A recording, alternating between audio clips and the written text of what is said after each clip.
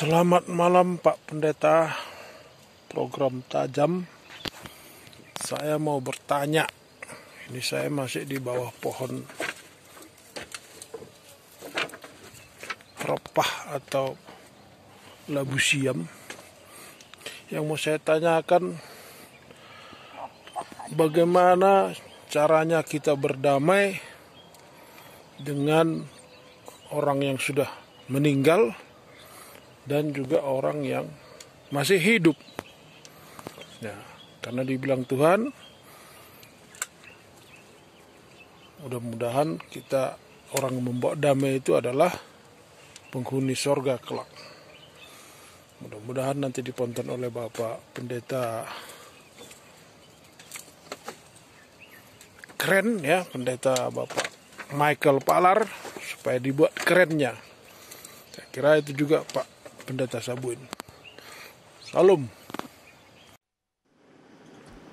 Oke, itu tadi pertanyaannya. Ya. Sambil buat pertanyaan sambil kata di bawah pohon labu siam. Tadi lagi di tempat bekerja tadi. Silakan Pak Pendeta.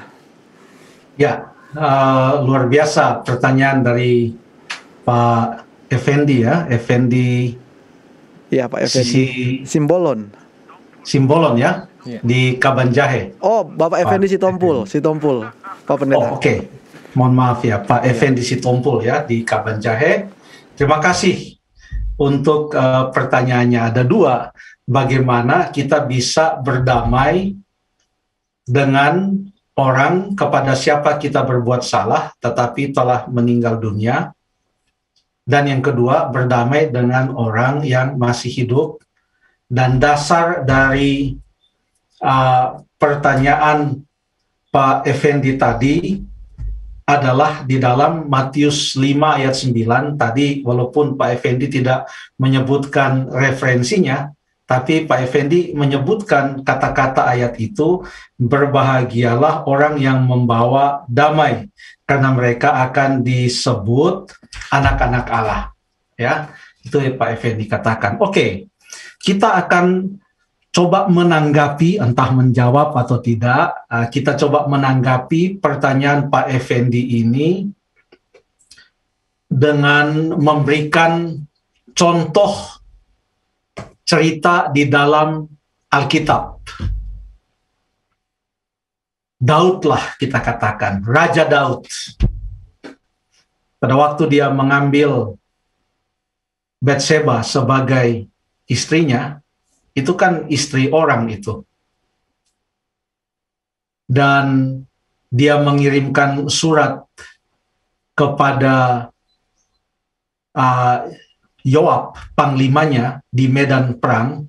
Surat itu dia titipkan melalui Uria, suami dari Batseba. Itu surat perintah dari Daud yang dibawa oleh Uria, padahal perintah itu adalah tentang diri pembawa surat itu.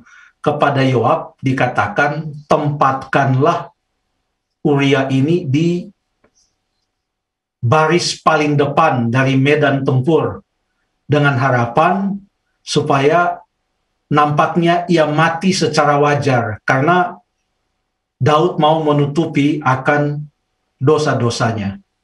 Jadi Daud bersalah kepada Uria, dia berdosa kepada Tuhan dan dia harus memohon maaf. Tapi bagaimana dia mau memohon maaf kepada Uria untuk dua hal yang dia lakukan, yaitu mengambil istri Uria, dan boleh dikatakan dialah yang memerintahkan untuk membunuh Uria, artinya dia juga membunuh Uria.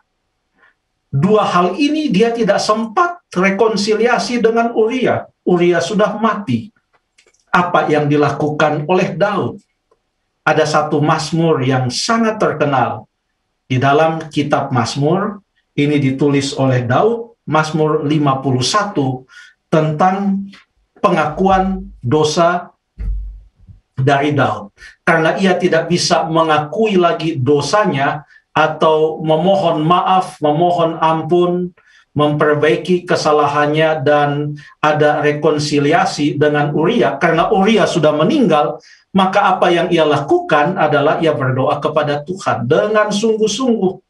dalam Mazmur 51 dia katakan ayat 3 mulai, kasihanilah aku ya Allah, menurut kasih setiamu, hapuskanlah pelanggaranku menurut rahmatmu yang besar.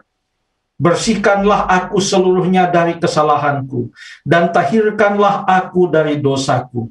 Ayat yang ke-6, terhadap engkau sajalah aku telah berdosa, dan melakukan apa yang kau anggap jahat. Jadi, ia memohon ampun kepada Allah, dan Allah mengampuni Daud. Dia memohon ampun kepada Allah dengan sungguh-sungguh. Dan Allah mengampuni dia. Bagaimana kalau orang dengan siapa atau terhadap siapa kita bersalah, atau mungkin bersalah kepada kita, artinya ada konflik lah. Orang itu masih hidup. Oh, Tuhan Yesus memberikan suatu pengajaran. Dalam Matius pasal yang ke-5, Tuhan Yesus katakan di dalam ayat yang ke-23 dan 24, sebab itu jika engkau mempersembahkan persembahanmu di atas mezbah, dan engkau teringat akan sesuatu yang ada dalam hati saudaramu terhadap engkau, ada sesuatu yang belum diselesaikan, tinggalkanlah persembahanmu di depan mezbah itu, dan pergilah berdamai. Ini yang saya mau tekankan. Kalau orang itu masih hidup, pergilah berdamai dahulu dengan saudaramu. Kurang lebih demikian, Pak Effendi. Terima kasih.